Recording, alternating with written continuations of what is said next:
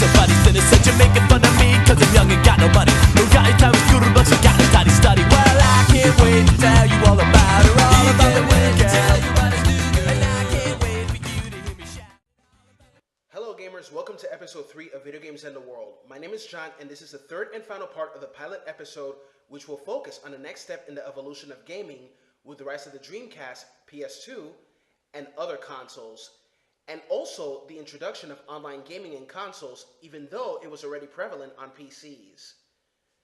Not only with the rise of online gaming this episode shall focus on, but also with the other consoles as I explained, and many more.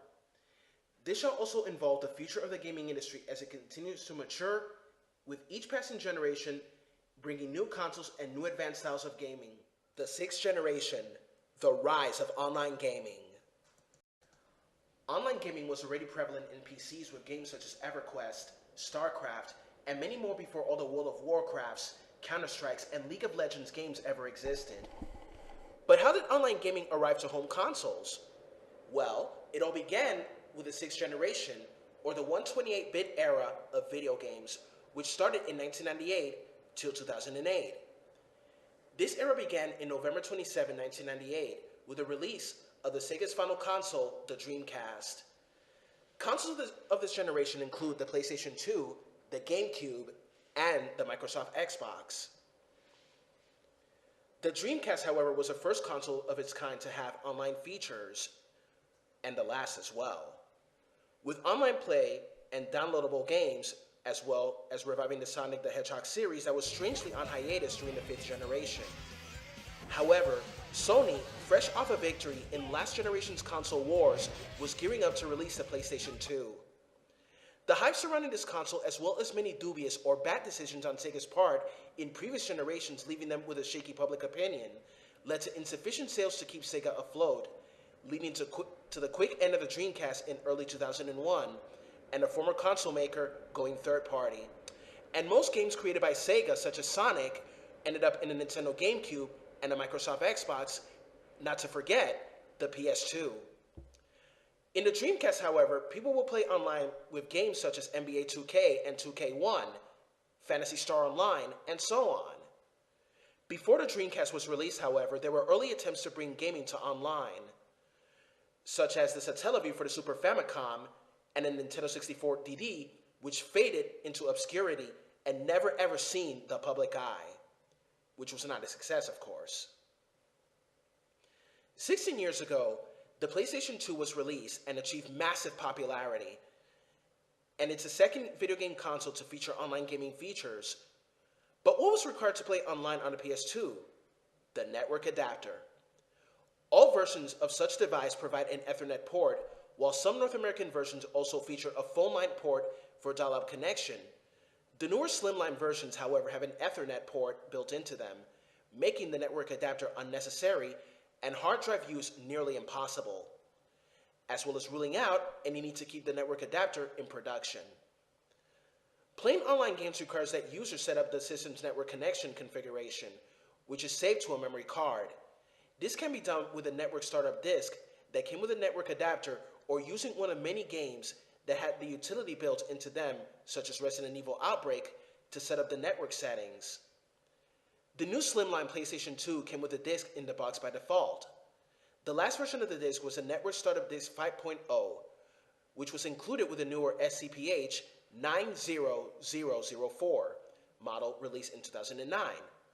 However, as of December 31st of 2012, the PlayStation 2 had been discontinued, and the servers for games have all since been shut down. However, earlier this year, the servers for Final Fantasy XI were shut down, putting an end to the PlayStation 2. PlayStation 2 had various online games such as Resident Evil Outbreak, even with online features such as Final Fantasy XI, SOCOM US Navy SEALs, Star Wars Battlefront, Time Splitters 2, Frequency, and many more. Although some of these mentioned games are still playable offline, they can still be playable. As for Final Fantasy XI, the online servers were shut down 7 months ago this year, as explained earlier, officially ending the saga of the PlayStation 2. Many gamers of previous generations would agree, that the PlayStation 2 was the best of its kind. Others would beg to differ. After the declining of the Dreamcast, Microsoft introduced its first console, the Xbox, which, like the PS2, achieved massive popularity with many great games with online features, such as Halo Combat Evolved, which met with great success, leaving a great legacy behind, even surpassing Metroid. Most would choose Halo over Metroid, and this inspired the late Monty Aum to create the fight between Samus and Master Chief in the 3D short film called Haloid. The Dreamcast, PS2, GameCube, and Xbox consoles are very well remembered as well for their more advanced graphics, popular games, online features, and many more. In this generation, the GameCube was the first Nintendo to have CD-ROM, and it also had features such as online adapter, but in terms of online gameplay, it was not as popular as the PS2 and the Xbox. However, the CD-ROMs of the GameCube were smaller, like mini DVDs one might say. Although the controller was praised, it was still criticized for its exterior design and lack of features. Nintendo also had the intention of entering the online space with the GameCube, using a broadband and modem adapter for this purpose instead of built-in features. Unfortunately, it was discovered rather than quickly that the cable could be used to hack into the GameCube, leading to piracy. Nintendo, having a long-standing fear of piracy, responded by sweeping the adapter into obscurity and releasing an updated release of Phantasy Star Online in order to make hacking impossible. Thus, the GameCube was rendered as the only console of the generation without online features. In this generation, children were no longer the only demographics in video games. Teenagers and young adults, even women, were increasing in numbers and later became the majority in demographics in video games. This era also brought darker and edgier games, the 16-bit era of video games. We'll remember dark and violent video games were God of War, Resident Evil 4, Grand Theft Auto 3, Vice City, San Andreas, and redefined the medium as primarily for the older crowd rather than for kids. Nintendo's reputation, particularly with the nascent gaming press, for being the uncool kids gaming company, put them in a bad position because of these trends, which wasn't helped by the GameCube's toy-like appearance. Sony and Microsoft, on the other hand, developed a more core reputation and their subsequent adoration by the press because of the many darker games released on their consoles.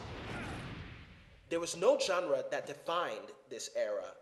In fact, most of them from action, action-adventure, FPS, third-person shooter, RPG, platformer, sports, and even several that didn't fit any established genre saw equal measure of success. This led to the 6th generation being the most diverse era in terms of game variety. Lastly, on the handheld front, Nintendo's Game Boy Advance dominated the market, being essentially a portable Super Nintendo. When compared to the non-portable consoles of the era, it lagged only behind the PS2 in terms of sales.